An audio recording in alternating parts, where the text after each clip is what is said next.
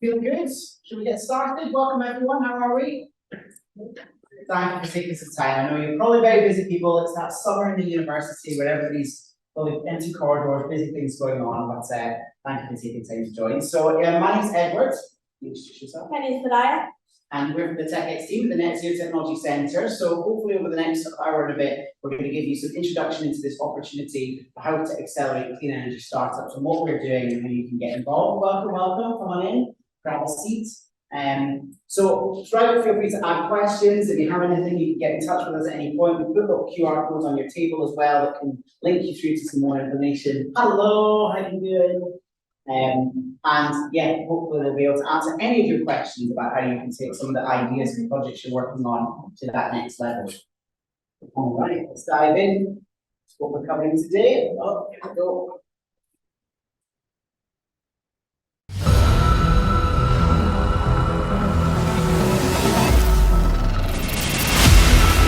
The energy industry is undergoing a monumental transformation. We're looking for startups at the forefront of innovation, pioneering companies that will help unlock the next generation of net zero technologies, from solutions that enable renewable power, low-carbon hydrogen, and alternative fuels, to technologies that facilitate carbon removal and the decarbonisation of heat, and digital innovations that will lead to more efficient and sustainable operations. The TechX Accelerator offers funding of up to £100,000, access to an unrivaled industry network, and 15 weeks full of workshops and training sessions. Startups will gain support from a range of expert mentors and be connected with potential customers to validate their technology. They will receive support in creating a prototype, value proposition testing, and help in securing field trials to pilot solutions with industry, culminating in a final pitch to investors and industry leaders. Upon completing the program, startups will be offered co-working space and business support for an additional 2 years, accelerating their growth further. TechX fosters an inclusive environment that champions diversity of thought. Become part of a thriving entrepreneurial ecosystem that is paving the way towards a brighter, more sustainable future. Take your startup to the next level. Turn today's ideas into tomorrow's reality. Apply and accelerate today.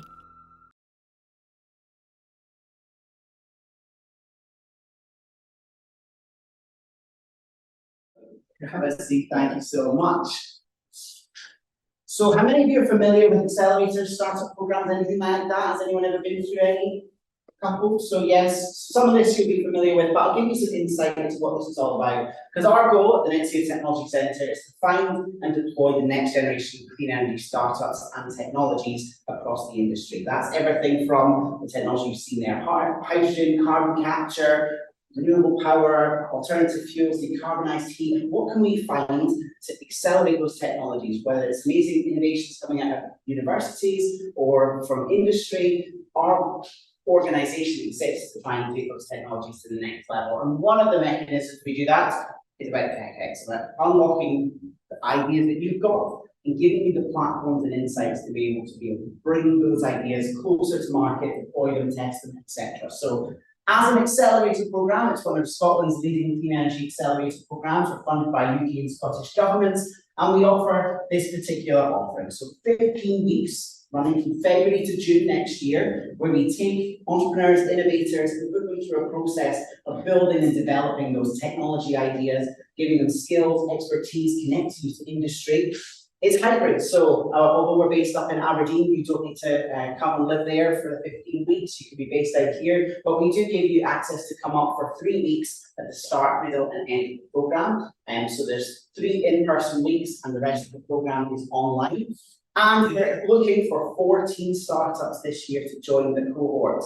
It should be quite an exciting group of companies ranging all across not just the UK but the world, And fingers crossed, a couple from here in Strathclyde as well, possibly. And you'll hear from one of the Strathclyde companies that have been through the programme already a little bit later on. So there are companies who are already busy working on these technology developments in your own situation, whether you're a student startup, a research project. So what can we offer? Why is it value for you to commit out of your busy lives to a programme like this? Some of the key things that we offer as a programme that we hope will add value to your journey as startups is technology developments. We like to see ourselves as technology development experts. Our whole organisation, day in, day out, is working with the most novel technologies that we can find in industry, working with hundreds of industry partners to accelerate those, running field trials, running projects, working with industry, working with collaborators and partners to accelerate those technologies. So if you're really looking for a programme that isn't just about the general business knowledge, but really about how to accelerate energy technologies, I'm biased, we can't get better, we're the ones hopefully doing as much of it as we can. So it really adds that lens of technology development side of things.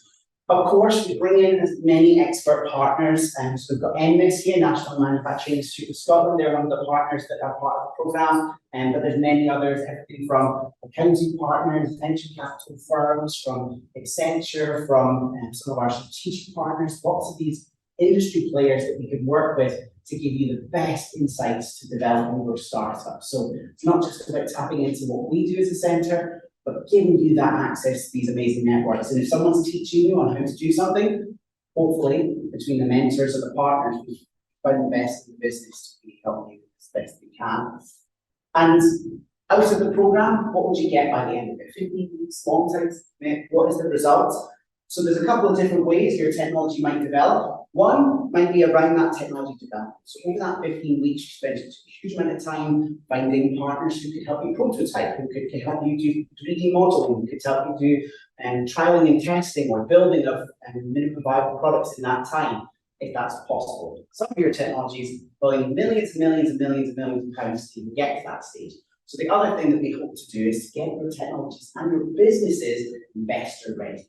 How will you raise millions of pounds to deploy your technology? Do you have the right market fit for your idea? Do you have the right concept? Do you have the right brands? Can you articulate your technology concept professionally in a way that will secure investment? Do you know who the next 50, 100 people you'll talk to give you that money are? And can we connect the two? Can we start getting some of those investor meetings in your diary to say, here's our technology, here's where we're at, here's what we need to deliver, we've got a pitch deck, we've got a plan, we've got a way of raising the next stage. Our goal, can't guarantee you'll get the money, but our goal is to get you as ready to getting that money as we possibly can. We also want to make sure that this isn't just an amazing technology concept, but that the market doesn't want. It has to be able to be sold. We have to get you in front of as many customers and have a clear strategy for how you're going to get this technology to market. How is it going to solve problems? Who's the key people making those decisions? So we spend a lot of time between shaping the strategy, but also, quite uniquely compared to lots of other accelerators, actually arranging meetings for you with industry customers. So instead of us saying, which lots of accelerator programs do, we love your technology, fantastic, for the next 2 weeks, go away and talk to customers. We leave that up to you. One of the things that's very unique about TechX is that knocking on the doors of some of these big energy companies is not so easy as a small startup. However, as a centre, we're working with them already, so we try and get those meetings for you. So you say to us, okay, we've got novel hydrogen technology, actually we need to talk to someone in this part of the industry, someone in this part, someone in this part, and we do our best to access our network and say, great, let's get you in touch with the head of operations at this hydrogen production facility or head of safety for XYZ part of this organization so that you can validate and test those technology concepts. So one of the key things of the program, I think that's a pretty big sell, that it's hard to access without being part of a process. And that wider network in terms of mentors, partners, investors that you can engage with, hopefully that gives you some value. So we know you're the experts at building your own startup. We know you're the experts at developing your technology. We hope we can add that layer of support in terms of the networks, in terms of the learning that you'll get, and in terms of the commercialization elements that can help you take what is hopefully a fantastic technology concept to reality as best we can. And the big ticket item, ding, ding, ding, £100,000.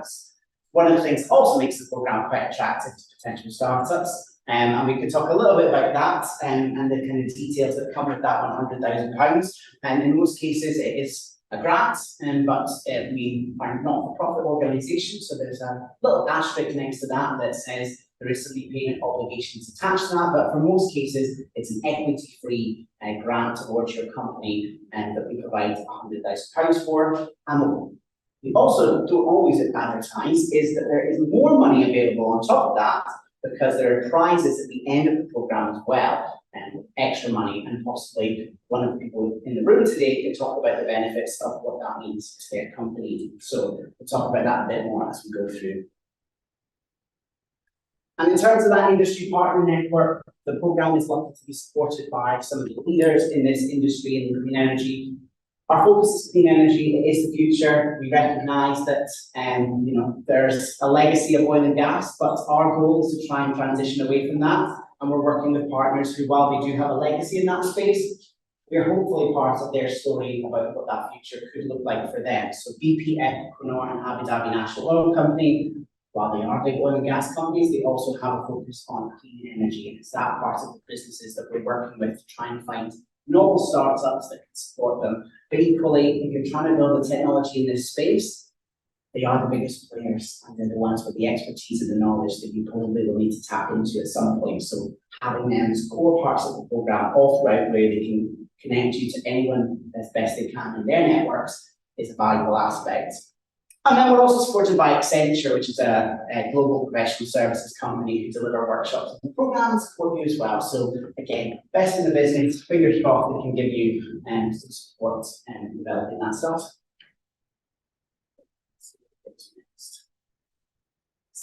Do you want to take this one around? Because I've been very much for a while. Yeah, sure. Who are we looking for? Is this you in the room? So we're taking startups anywhere from TRL 2 to 6. So 2 being super early, so kind of your tech concept is formulated, up to 6. So you've kind of prototyped and demoed that prototype in a relevant environment. So it's quite wide for most accelerators out there. We're taking like super early stages, and to be honest, the earlier we can get you, better, because you're getting most benefit out of those kind of customer discovery meetings. And you're able to pivot your tech based on kind of the feedback from customers. So the earlier the better, but anything up to 6 is our sweet spot.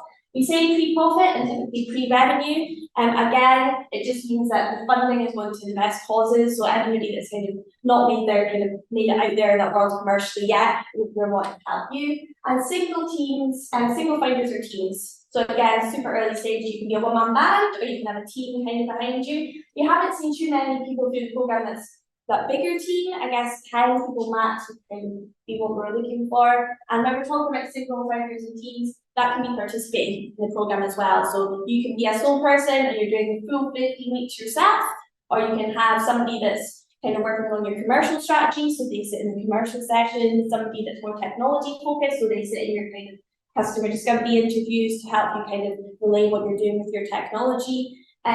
So yeah, you're kind of wide ranging in the startups we're looking for, and then obviously we've got our level 6 technology buckets that covered in the start. So we're looking for CCUS and carbon removal solutions, everything in low carbon hydrogen, alt fuels can be chemicals, renewable onshore and offshore, digital solutions can be covered to decarbonize industrial heat and cooling, which is a new bucket for us this year. But we have a full breakdown of these on our website. If you're not sure which bucket to fit into, we've got lots of lovely bullets with and cover what we mean by those. It's always interesting to find out what technologies are the hotspots. I'm going to ask the question and to put your hands up. If hopefully you know which bucket you're in. So CCUS, pop your hand up if you think that the technology that you're here to think about is in that section. Carbon capture. Okay, yeah, carbon capture, utilization, sorry, that could include the infrastructure, the pipelines, things like that. Hydrogen, low carbon hydrogen. Okay, a couple in that space, yeah. Alternative fuels and green chemicals. Okay, yeah, a couple in there. Yeah, oh wow, okay, good mix there. Renewable power, wind, solar, tidal. Excellent, okay, nice. This one's a bit of a balance actually. Digital, so AI, digital twins, machine learning, things like that. Fantastic. And decarbonizing heat. Okay. Good spread. Good spread. Not sometimes last year when we had this, it was interesting that like things like renewable power majority of people fell into one bucket. So it's nice, we want a nice mix across the cohort, so that's great to have a range of applications coming in there. So very helpful. Okay, so who's this? This is Cameron, and Cameron's a good example of a TechX startup. So back in 2015, Cameron was finishing his PhD at the University of Edinburgh, and he had an idea. He wanted to harness wave energy. So he came together with his founder, Chris, and he founded Motion Energy. They hit the drawing board and started to pull together their first designs of their wave energy converter, and then they started wave tank testing after building their prototype. And then if we fast forward to 2019, they've done some wave tank testing, that they were keen to start building a business around their technology. They had a rough idea of where they wanted it to be applied, so they saw TechX as a perfect route to get into their customers and kind of validate that technology and that kind of route to market that they were planning. They were obviously successful with their application, they perfected their pitch, and they spoke to around 15 customers in the industry who helped them kind of confirm their assumptions about their tech. Fast forward to 2022, and this is Motion Energy. They've scaled their technology, and you can see here, it's huge. They used to be able to hold it in their hands, and they've scaled their team as well. And this little bit of wave energy device kit is now sitting offshore in Orkney doing their pilots that is fully funded by the industry, those initial customers that they spoke to during 2019 TechX. So it's a perfect example of kind of the work we've done to help support a startup build that business and connect them in with their future customers to help them develop their technology and build a device that's actually solving the customer's problems.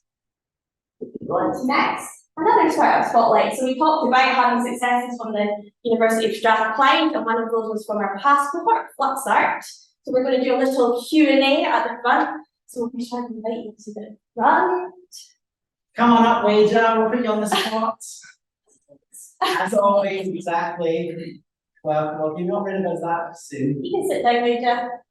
I will sit with you as well. There you go. So it's just recording, everybody. Just recording, everybody.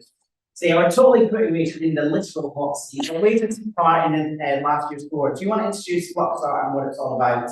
And to those, is anyone been familiar with Wager and FluxArt? A little bit, yeah, a couple. Okay, great. Do you want to introduce it, Wager? That's okay. Okay. I'm an academic. I'm professor in Strathclyde.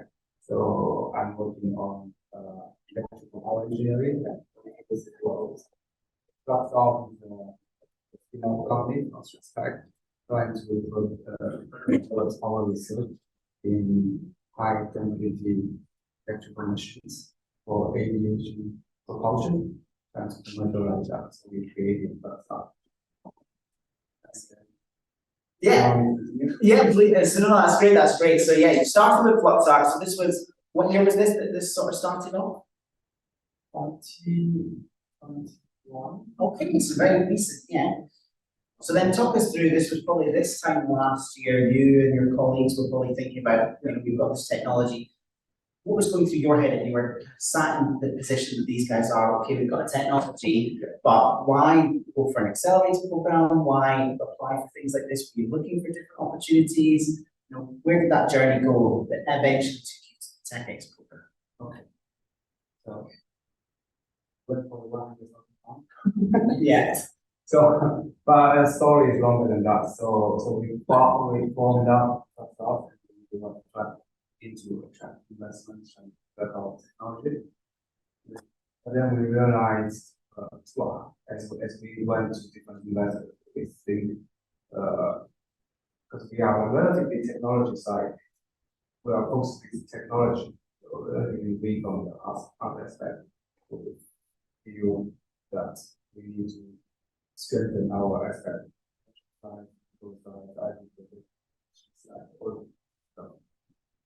So we apply for various accelerators. So those accelerators, they don't not only give you the funding, although the funding is very important, but I think the added value is more important from the incubate startup to usually. But for technological founders, they probably have brilliant technology, but they are relatively not get less exposure on the IP side or those commercial side. So those accelerated program is able to provide startup sort of effort. And then this TechX is supported. It's based in Scotland, in Aberdeen.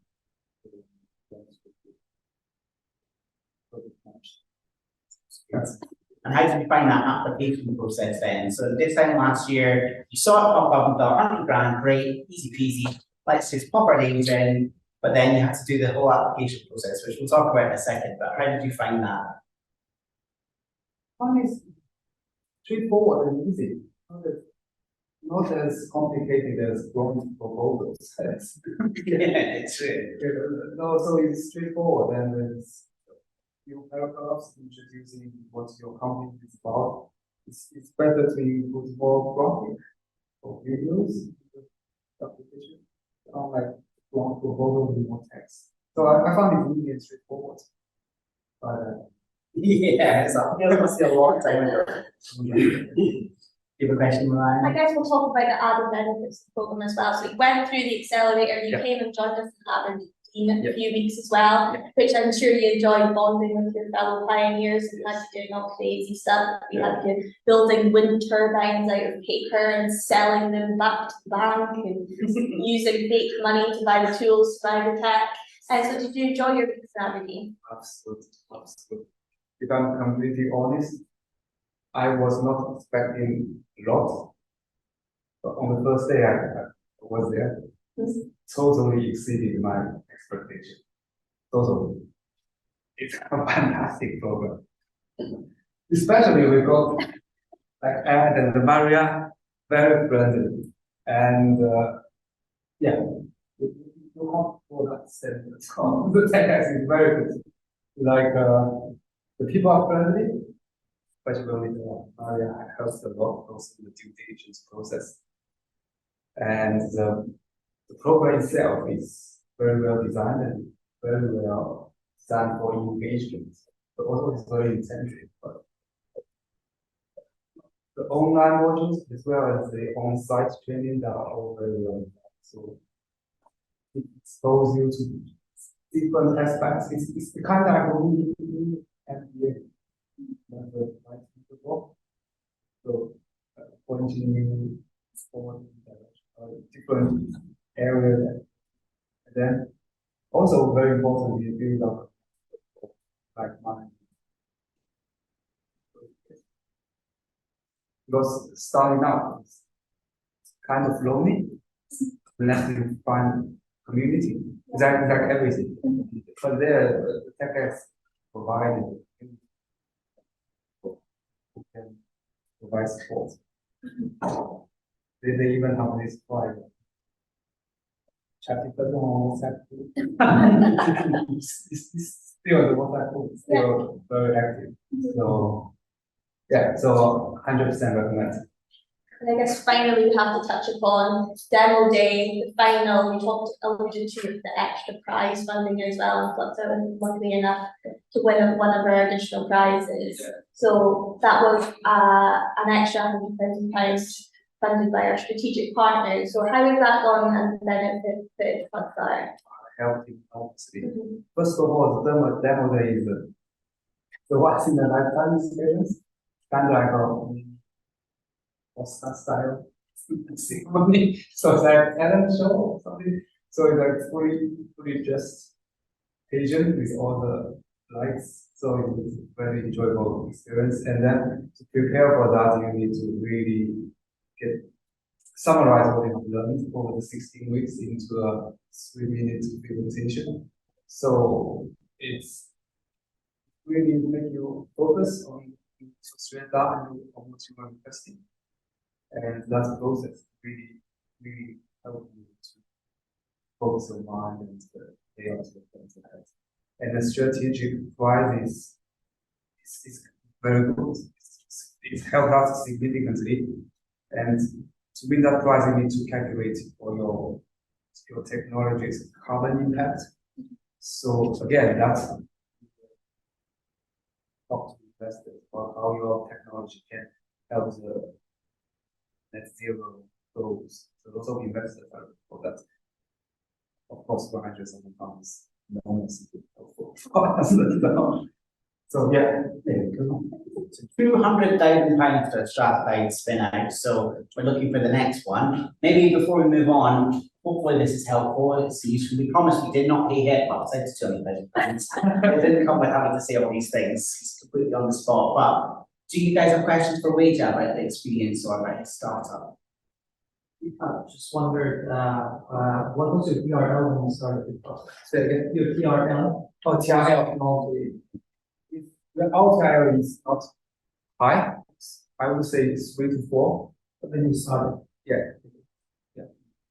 Yes.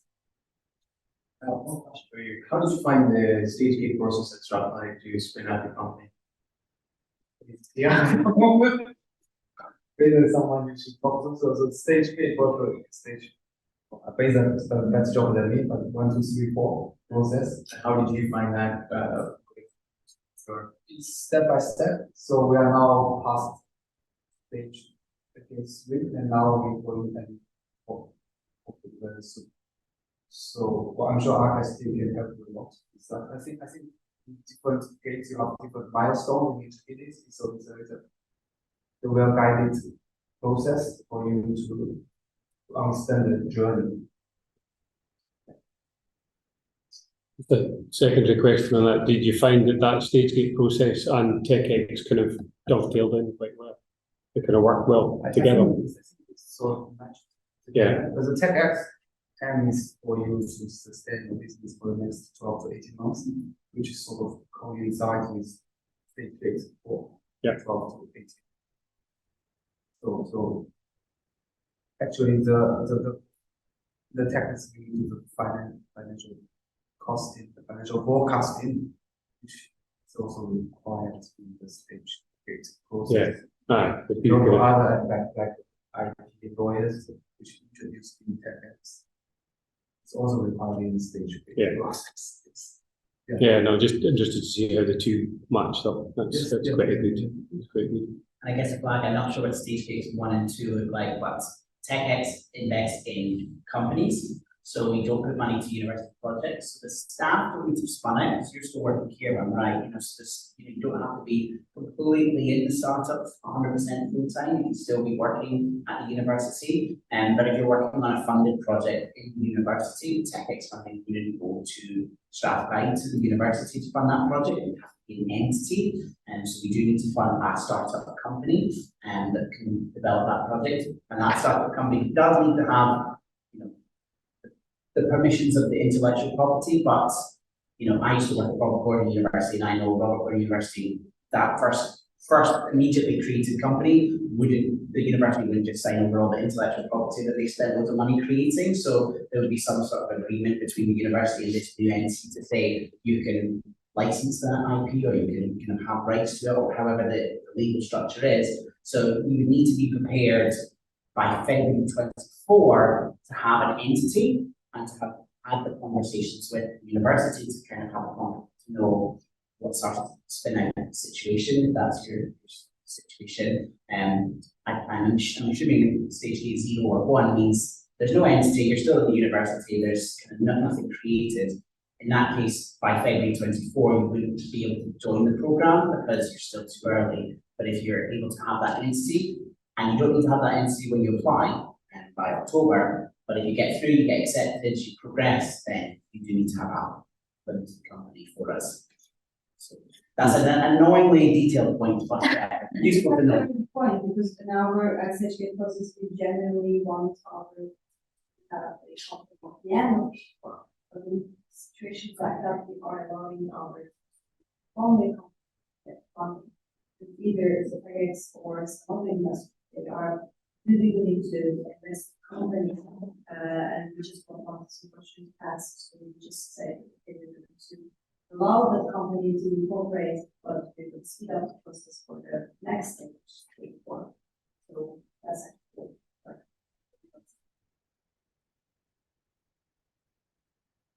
we have another question about the potential box now.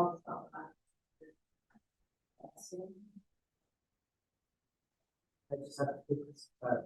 So when you say you have to be incorporated in by February 2004, does that mean you have to have like actual assets, or your company needs to be registered and that's it? Company registered and that's it, pretty much. Yeah, so you do need to have a bit of a plan for the intellectual property. So, you know, if again, Yeah, intellectual property is owned by the university, but for the spin-out or a startup to use whichever as I said, so visual on the process. Plus. hands up how many years staff spin out territory and how many years student staff. Let us know, we can talk to that afterwards, we'll have to time it up to one-to-ones, because I know that typically part of it can be quite difficult depending on the stage of that, but and for those who are non-spin out related, and it's much cleaner you setting up your business on your own, and then that's great, you just have to register the company, you can brand new by that date, but in that period from about January to February, so if you're accepted to the program from January to February, our team does that due diligence. So if you said in your application, we've invented this novel technology, we've got a patent pending, you're quick check and say, well, have you actually got patent pending? So you don't need to have patent pending, and you don't need to have all that assets completely registered, things like that. But if you say you do, we'll check. So that's the main, in terms of assets you must have. If you say you have them, we'll check them as I. So related to that, so Scottish Enterprise used to do a free IP audit, which seems to have gone away now. Do you guys do that as part of the scheme, or is that you expect to still have that already? Can I explain David Murray's thing? But it's not quite, no, not quite. Yeah, so we've got an IP partner as part of the program, and you can use your TechX funding towards that. We do a slightly IP check buyers pitch day and work towards what your company has in terms of IP, but as I said, it's not kind of a requirement in the program, it's something we can support you with. Okay. Yeah. That come out of whatever the budget is that's allocated for the project, would you cost that in the application fees? Or? So yeah, that's if you're kind of wanting to put some of your TechX funding towards IP costs, it can be, yeah. And like that, an application does. Okay. Funding spreadsheets that buy, that all comes. So remember the size, because that's been a problem for us because we're tiny. No, so you can get sole founder. Oh wow, that's Yeah. Because that's a big problem for the MPEP funding. That makes it small. You can take anyone from a one-man team to that's it. Right, well, let Wager sit back down. Thank you so much, Wager. We're going to go into the application approach now, so thank you very much. So keep powering through, so hopefully that gives you a sense of the program, what's involved, all those types of things like that. But now let's dive into what is involved in actually applying if you want to take it to the next level. So maybe let you do that, Mara.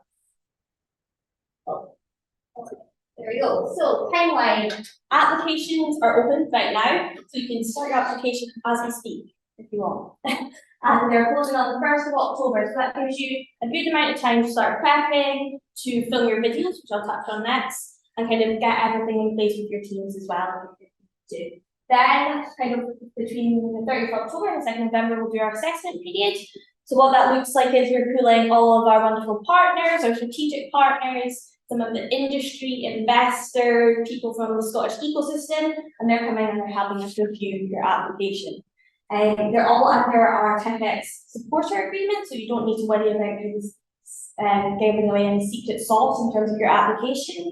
But they really help us with what could be around 200 applications down to a final 16 that make it to our finalist pitch day on the 28th of November. That's a virtual pitch day, and it's very dragons down. So we have a panel of 8 to 9 people, again made up of our strategic partners, industry, investors, and you're doing a 5-minute pitch to them and convincing them why we should be on the TechX program. That's followed by 10 minutes of Q&A, and then they go away and they do all of their lovely scoring, and then we pick a final 12 to 14 that will make it onto the program itself. And then the very important dates, if you're successful with your application, the accelerator begins on the 26th of February, and that first week will be in Aberdeen. So we'll gather all of our pioneers together, and then the last day of the program is 15 weeks later, is the 6th of June, and that is our demo day. So for those of you that aren't aware of demo days in the accelerator world, that is when you're showcasing again to all of the people that support you on the program how you've progressed throughout the program and what stage your tech is at now, and also what stage your business. And on your demo day pitch, you ask you to go for an ask. So you could be asking industry for field time, you could be asking investors for investment, you could be asking people to recommend people to join your team, and all that fun stuff. So it's a super, super great demo day.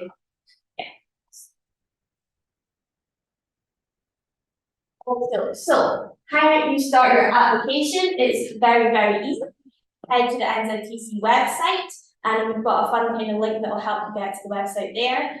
And you follow the link to F-Success, which is just our application platform. You need to make a profile to access the application form, but once you've made your profile, you'll see all the details there. So it's an application form that gives you details of also the videos. So our application is assessed solely on your videos and your deck submissions. So like Rachel mentioned there, it's not like other kind of grant applications where most of them you have to fill out a very lengthy form and give all of the details of your technology and your team. We do videos instead to make it hopefully slightly easier for people, although we get lots of engineers and technical people applying for the program. Videos are absolutely nightmares. People hate following the sound, but we want to see your personality and your passion, so that's why we do videos. I head to the next one, I think we'll go into more detail. So we have 3 videos, one about your technology, one about your team, and one about why you want to apply to the TechX program. In your technology video, it's 3 minutes long. You want to know about your tech, the problem it's solving, why it's innovative, and why it's kind of giving that reduction in greenhouse gas emissions.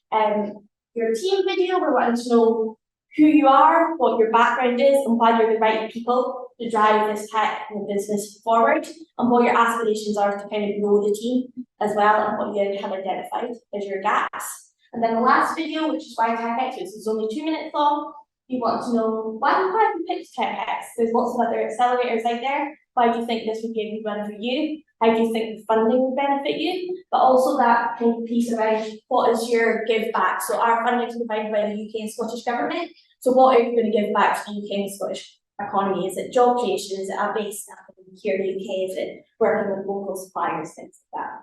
And then finally, Little Plus is the 5-page deck. So that's kind of 5-page deck with any supporting documentation that you have, and we can go into more detail about that on the website and application handbook, which is on the QR code on your desk. So again, I guess we said with the technology video, we're wanting to see examples of your technology. So any graphics, drawings, if you've got any prototypes, anything you can do to demonstrate what you're kind of explaining in the video is a huge, huge plus. Quite often we see quite a lot of videos of people just sitting, speaking to camera, which works. But we also kind of want to be able to visualize the technical work that you're doing. And so anything that you can add into that type of video is a plus. With your team one, it's nice to see everyone. So rather than kind of one man speaking to camera, the amount of people you can kind of include in that video from your team is always nice. And then the TechX one is just being super, super clear, kind of with that give back requirement, and kind of being super clear that you're answering all the questions as well. But as I said, all of those points that I covered, we go into detail of them on our website as well. So what we kind of recommend everyone to do is go on, read the questions, almost write down your responses to the questions. And once you've written them down, that's you've got your script for your videos ready. And then you just have to think about filming and what additional things you can provide in the videos to kind of showcase what you're doing.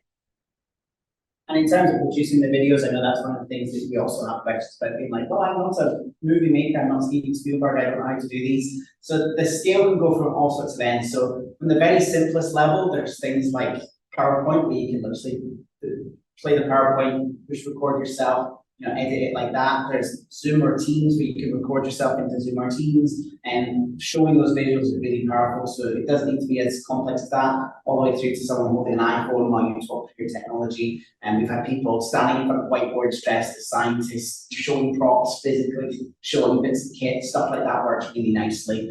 And in terms of team, just a brief one, again, even if it is just a single founder, you might not have other people, so you might have advisors, or you might have other people in your network, they could be involved and show them. So show who your advisor is, let her talk to the camera, let you know, other people kind of show their insights. They might not be based in the UK, but kind of show that the perspectives that you've got come into that as well. So something like that.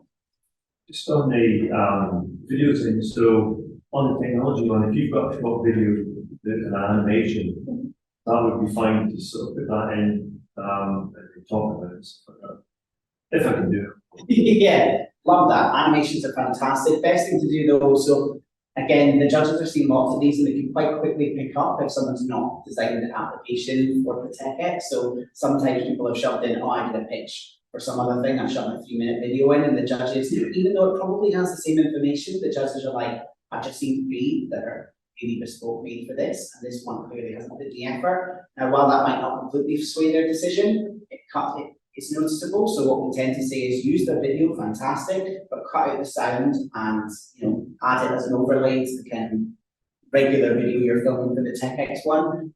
See what works. It might fit perfectly, but yeah, when we had people say I recorded my pitch tape from something else and shoved it in, which had nice animations, it's kind of been obvious that it was just putting this on my hard drive. That'll do.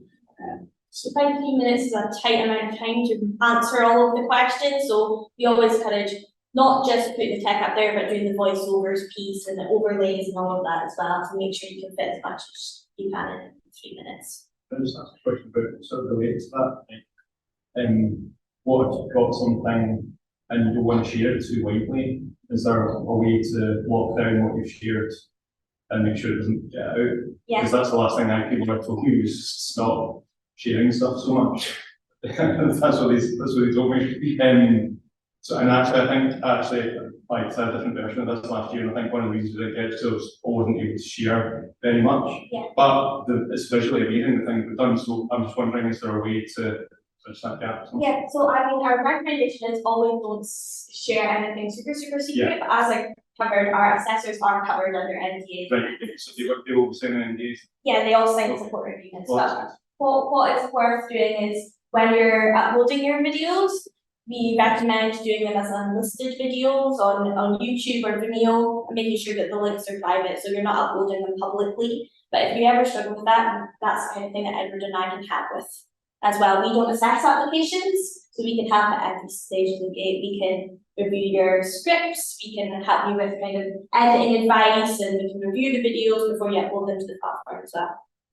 Worst case scenario, you can also do password protection if you need to, just make sure you have the passwords so you can view them on platforms. Yeah, just I guess just to follow up to that. So if we wanted to show like a demo of how the technology works, but the let's say the inputs to it are IP sensitive, let's say there's some of these assets they want to share. So I guess would that be covered, and who would it be who sees the like the process and all the things? Yeah, so again, we've always got to say don't put anything too sensitive in there, but nothing will get shared external apart from within our partners as well. If it is kind of data focused as well, I would be using dummy data for something like this if you're putting it in a video, to be honest. I don't know how that works and what specifically you're text looking at. But it is, yeah, it's all and nothing shared external to our out with our assessors, but our assessors are made up of, it could be people within the industry, it could be somebody that works with you, it could be, so just be aware of that as well. And just a follow up to that, so I guess in terms of the technology exploration, yes, is the advice to not share anything that sort of explains exactly how the technology works? Are we trying to keep this high level? Hard question. So in like an example of last year is we've had applications where the section of the video basically says our technology is this thing, and there is a black box that just does magic.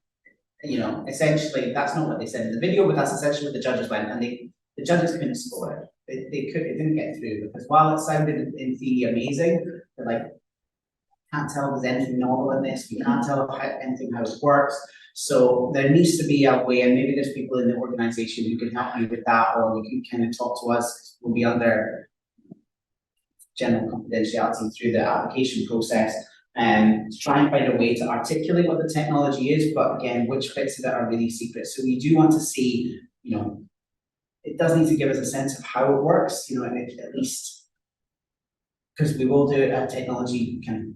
So we've got a question, could this be possible? So we've got to answer that question. With everything we see, is this possible? Is it magic, or is there something possible in the application? We've got to somehow give us enough information. We don't need to know the cycling, the materials, the structure of it all, but we kind of need to know how it's going to work so that we can make that call of, yeah, this is realistic, or based on our industry expertise, they're saying this is magic, this is realistic. Because as a centre, we say, well, we've accepted this amazing technology that says it does this, and then we don't check with industry and we publish on our website, wow, there's this amazing thing that turns, you know, wood into hydrogen, and it's everyone in industry is like, that's not possible, you guys look like idiots. Why have we accepted that onto the programme? So I've gone into a bit of detail. There's no nice answer to that, but I guess it's that question. Look at it from our perspective. Could we tell that it could work?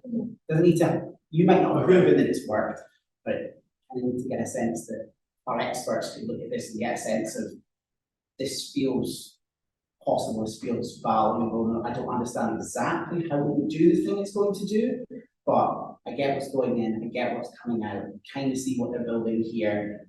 Don't know what it looks like, and If we're flagging that the people that will be assessing the application would be defined as what we call technical experts in this field.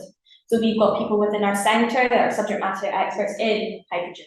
So kind of that level of technical detail would be needed because that's what they're looking for. But as Edward said, it's getting a nice balance of it, which we can hopefully help with. You still talking the details about, they just mention some of the principles that they have done on the outstation. Not, you know, giving them the details of how they've done it. Talking about like, you have proven that you can actually do this by using this station and stuff like that. And also something, but I wouldn't really be worried about it, like it's feeding it out and it's yeah. I think the layers that we want to cover are, number one, the super detailed stuff that should go in a patent application that you cannot share for your legal reasons. That's fine. Don't include that. Nobody's asking for that. If there's an algorithm, a secret sauce recipe that you cannot share, that's fine. Don't share that. But the super end, every technology, regardless of how secret it is, can talk about the problem it solves, can talk about the output, can talk about the benefit it would create. So that should be an easy story to tell. You know, we take this and it creates this benefit. What we kind of need is just a little bit more layers from that. You know, so one of our startups last year turned waste into hydrogen. Human waste into hydrogen. Big picture, got it. Waste into hydrogen. Sounds great.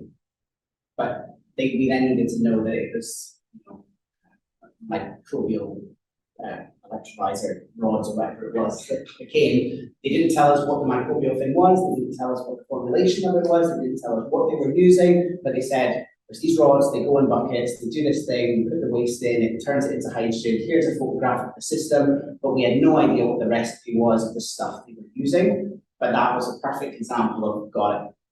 And know the tech, know what the output is, kind of see how the system works, we kind of know the basic science that they're using, but we have absolutely no clue what the materials are, what the formulation is, what the sizing is, what the power is. We don't know any of that, but that's really technical there, sorry. From a due diligence perspective, for people who are giving you money, it needs to pass the sniff test. Are you trying to scam them out 100k, or do you have a valid, unique technology? Is that balance between the two? Question about eligible costs and probably. And if you're like working with a university, but it's not spin out, can you pay for university to do this or not? Okay. Yeah. Yeah, so it's been, as long as no other public funding is going towards that work. Yeah, so I can go over that quickly actually. So the 100k is split into a few buckets. So we have what was called our founder payment. So there's £7,500 that can go per founder participating in the programme for up to 2 founders. And that is kind of with the idea that you're giving up your time for 15 weeks. You're maybe not getting your usual income in, that kind of idea, so you can put that towards kind of your budget. We've also got 40k of that will go towards new hires within the business, but that does not count as founders, so you can't pay yourself an additional 40k. And then anything that can be considered as kind of helping to build a business. So that's what we talked about, IP, it can be building a nice lovely website, it can be putting towards branding, legal costs, all of that fun stuff, but also their technical development stuff as well. So hiring contractors, hiring testing facilities, and buying some nice kits to build out your lab, things like that as well. So the technology development cost part of it, can that be yourself as a founder, or is that? We say no, so nothing apart from that founder payment can go towards founders. So you basically, that's just pay for a new who could be coming in to help you move quickly. Exactly. What could be universally. It Part of that, yeah, although that may probably be out, but that's. I guess it's not completely this, but the litmus test is, as a centre, is can we accelerate the TRL of your business? So anything you're putting to us, the best thing to do is what expenses. So some startups have venture capital funding, or they have Innovate UK funding and other things. So they're trying to sit there thinking, right, we've got these 4 or 5 different expenses, and we've got a few pots of money that we can draw from it. My best advice, though it's not written in stone, is the TechX money. Use that for your tech development, because we're all about tech. So if you can save from that £100,000, we started at TRL3, we didn't have a demonstrator, we didn't have a prototype, but 18 months later, we spent £100,000, we now have a small scale demonstrator, a prototype of testing, and we're at TRL4 going into 5. Golden spots, we love it, it's amazing, fantastic, we'll be completely delighted. Whereas, when you can spend it on, branding, marketing, website, all that sort of stuff, if by the end of that, in 18 months' time, you're saying, well, we spent all this, we've got a lovely flash website, we've got some nice chairs in our office, and we're still at TRL3, and we have no room to get more money because we've not spent the money right, that's a red flag for us. We'd be like, please spend it on good stuff. Some of the technologies are requiring much more higher money to move on to scale. So there may be this. Yeah, from the centre, from NZTC as a whole, so I guess we obviously connect, as Edward said, to investors, like investors in equity and things like that, but we also, through NZTC, support R&D projects as well, and that's kind of, those are supported by industry, so funded by industry as well. So once you've got an in at TechX, we can connect you with the teams that kind of look at those kind of larger scale projects with industry as well. So Motion that I had up on the screen, the big wave energy converter, that's an example of that. So that's being kind of funded by the industry, by those that are wanting to see that tech deployed, hopefully kind of work with that. And that type of funding is probably more similar to your project funding, where it's what is the project, what's the outcome, put in the budget, those types of things, those types of stuff. Whereas TechX is nice because we touch a lot more earlier stage businesses. So while eventually if you get on the program, we want to know what you're spending on application, it's about you, the startup, the team, the technology, and we don't expect you to have all the answers yet. We don't expect you to know exactly how to grow this technology, but we're there to help you with that. So we're investing in the company and the technology rather than a project, whereas the rest of the centre very much invest in the project. I guess that was the end. So top tips, now you know all about TechX and how that application process goes. What would we advise you all to do? First is do your research. So you've started, come here, you've listened to us, and you're going to ask us hopefully some questions, more questions at the end as well. But we've got lots of resources online to help. So as I said, we've got our application handbook. So that's got clips of past videos in there, and it's got kind of that full breakdown of the questions, and it also can link you to our NZTC website, so you can see examples of past pioneers that have been through the programme, which is super, super useful. So you can see kind of how they've scaled, how they've grown their companies. You can always use them as kind of examples in your own videos as well. And start your application early. As I said, the window closes on the 1st of October. Filming your videos often takes longer than you expect it to, especially if you're wanting us to help you kind of review the scripts and things. I would go away and start that kind of scripting process as soon as possible, especially if you're wanting to use some kind of tech example. A lot of people don't have things like that yet. So make sure you give yourself plenty of time to film the videos as well. Don't leave it to last minute. Most people do. We'd appreciate it if you didn't. And then stand out, Edward kind of touched on this as well. As I said, we were expecting around 200 applications to the programme, and we were whittling it down to 16. Our assessors are sitting with us reviewing around 10 applications at a time. So think of what you can do in your videos to stand out. As I said, we've had people with lab coats before. We've had people do mock game shows where one of them's asking one question on the tech, the other person's answered. We've had that kind of animations, cartoony style videos before, and so anything you can do to kind of make your application memorable. So when we reviewed the 10 applications, the assessors are thinking, my favourite, I really want to see them get through the programme. So anything you can do to stand out in your videos and throughout the process is advised. Roll the timeline again, just making sure you're aware of that 1st of October date. It's coming around quickly. Read the questions carefully. We've set it all out for you. We've made it easy for you. We've kind of set out what we want to see in the videos. So make sure you're answering them, reviewing the videos, and making sure you're ticking all the boxes. And then get in touch. As I said, we're here to help. So you've got us here today, but we hang around after the end of the session as well. So make the most of us, and then reach out to us. We can help you with every stage of the application. Lots of questions for a second. I guess one quick thing is the best way to make sure, while we hopefully have your emails and we'll keep in touch, we also don't want to spam you because we know that if you're not choosing to apply, that's great. So the best thing to do is if you're thinking, I do want to apply and I want to, be reminded on things or get updates or, reminders about sending in scripts and things, go on to F6F today, literally start an application, just create the account, and you don't need to fill anything in yet, but you can just do that literally today. Then it means that we know, okay, so and so is interested in applying, let's talk to her, let's engage with some meeting or offer any advice that we can. And so that's helpful then. We do that later today. Over to questions. We put Wade on the hot spot, so I guess it's our turn now if you haven't got any interest. You said at one point up to 100,000, start up to, does that mean? That's a great question. So yeah, it's by giving us £100,000 worth of funding, but it is dependent if somebody might not draw that full amount down during their funding window. So the funding window, which you believe does happen sometimes. Please give us a couple of grand. So our funding window is 16 months, and you have to make sure you're utilising all that funding by the end of it. So up to just means you don't get a chance to draw all of it. Okay, so you have to draw it all down and use it all within the 50. In the 16 months. 16 months? Yes. Right. Okay. It seems easy.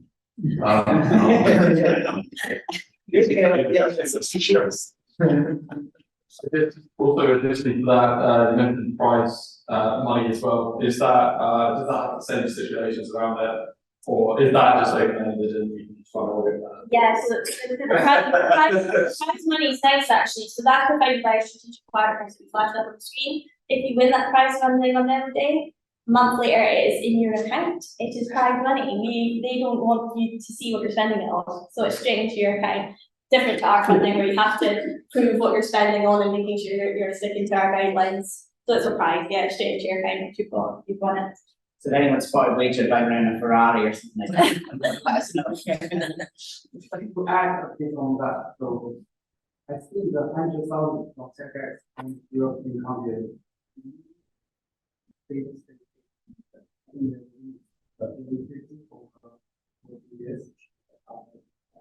But the prize money doesn't count towards which is very. So, is the funding de minimis? And so the official term, it always changes. Can you remember us? Yeah. Minimum financial allowance, there you go. Yeah. So it's in the same bucket as the minimis. I think it's £325,000 that you can each get part of. Alright, so so it's not an exempt grant, because some of the other NZTC funding is exempt from. It is not. I guess flag, we touched on it earlier, so I guess flagging for your information, we can send more information as it goes. So NZTC, not for profit, we're not here to make money out of it. It's grant funding for that 16 months. you don't pay anything, the business goes bust, you don't get anything back, and you're, moderately successful over from that end of the 16 months to 10 years, and you're just sort of moderately growing, then again, nothing's paid back, completely grant funding. But we want to help the next generation of startups, so 4 or 5 years out, if your company's doing phenomenally successfully, or relatively successfully, and we're thinking, well, how can we support the next cohorts? There's 2 options that we're asking all our pioneers to be involved in. One is a grant repayment option, so that means that if you hit certain thresholds, so if you sell a company, for example, and for a certain threshold, there's money left over, you're making good money, then we have some money to pay for the next generation of entrepreneurs, please. If you're making post-tax profit, again, if it's above a certain threshold, it's in the millions. These are all in the millions. So if you're making profits in the millions, you should be able to afford to pay £100,000 back within that period. But again, after the 10 years, it's written off. So, again, when you're likely to be doing that, it's gone. The one that not tricks most startups, but it's most likely is equity raising. So if you raise X million, then again, the funding repayment kicks in.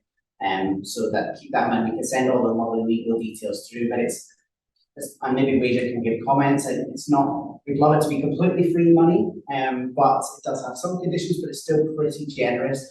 And the second option with that, though, is that all that's equity free, you don't take any shares. But if you do prefer that, some startups would prefer to have the Net Zero Technology Centre have equity in the company, then you can opt to choose an advanced subscription agreements or simple agreement for future equity. So we don't take a valuation on application to the programme. We basically say we negotiate at the time, but essentially, yes, we'll give you shares the next time our startup raises money. So we sort of have an IOU from yourselves. You get the £100,000 straight away, as an investor. But then the next time you raise money at whatever valuation that your future investors choose, if they give you £1 million and we give you £100,000, then 10% of the company goes to NZTC. Or if they give you 2 million, 3 million, 5 million, whatever it is, the percentage converts then at that next raise. Lovely, boring, and complicated, but it's your choice. We're not forcing anybody into that. It's just that some startups have asked, actually, we'd rather have the equity option, whereas typically startups would much rather just have the completely. But again, in that 16 months, and probably a bit beyond, nothing should be tripping. So you've got a good runway of £100,000 or more, anything kicks in. And none of it's going to our pockets or anything like that. It's just future startups. So just keep that in mind. It's complicated and looks really speedy on the website. There's a big asterisk that says, well, we're going to do something like that. But it's hopefully not as horrible as it sounds. There's no kind of money scope of time we need it now. The beginning, day one. I'm just thinking if we're having problems with the NFA, split it between 2 financial agreements. So ours is just on a drawdown basis. So we hold the pot of funding for you. You then say, I've spent 30k on a piece of kit. Here's the invoice from the supplier. We pay you the money to pay the supplier. So that's just to ensure that you're spending it on allowable costs. So you draw it down as you invoice suppliers for costs. And we have heard, as much as all this funding stuff, we have heard from the startups that our funding process, while there is lovely paperwork involved, apparently it's much quicker and easier than lots of other funding processes that we've been through. So can't say it's completely smooth. The £100,000 at the end if you win the prize is very smooth, but everything else is hopefully not too onerous compared to lots of innovating UK, Scottish government and things like that. Quite difficult. So it's a little bit easier than that. I think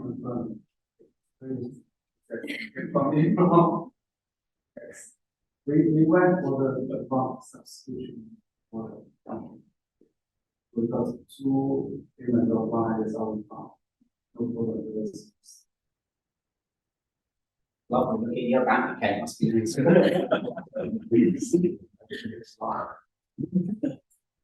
What was the next TRL last year? I think we have any twos? 1, 2, all the way up to 6. Yeah, I think one bell curve. So 1 or 2 and 2 and 6, the most 3s and 4s. Very much 3s and 4s, I'd say. Like top of the head guess would be like 4 fours, 4, 4 fours, 4 threes. I was gonna ask a related question about the technology areas, those at 6 or something. Yeah. Do you aim to kind of question? Yeah. Yeah. Yeah, so we don't focus on that at all. Yeah. We kind of do this. You just like them. Yeah.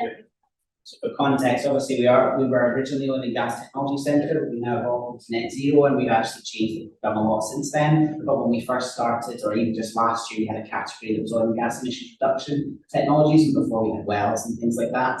So last year we noticed in that assessment week, there was probably like 5% of applications in oil and gas emission reduction, and like 60 plus in renewable energy, which included hydrogen. So this year we just got rid of it and just completely did separated renewables, hydrogen, and then added in some of the more clean energy activities. So we didn't get a single application in that oil and gas emissions last year. We didn't force one in just because it was a category, and I'm sure our partners would have enjoyed that. But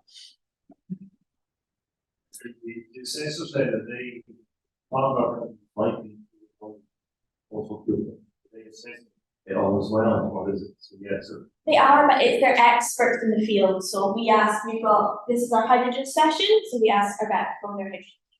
It could be also people like their venture arms as well. So our partners are actually venture arms. Not ventures. So it's people that are dealing with these clean energy startups all the time. So it tends to be a lot of them sit in the sessions as well.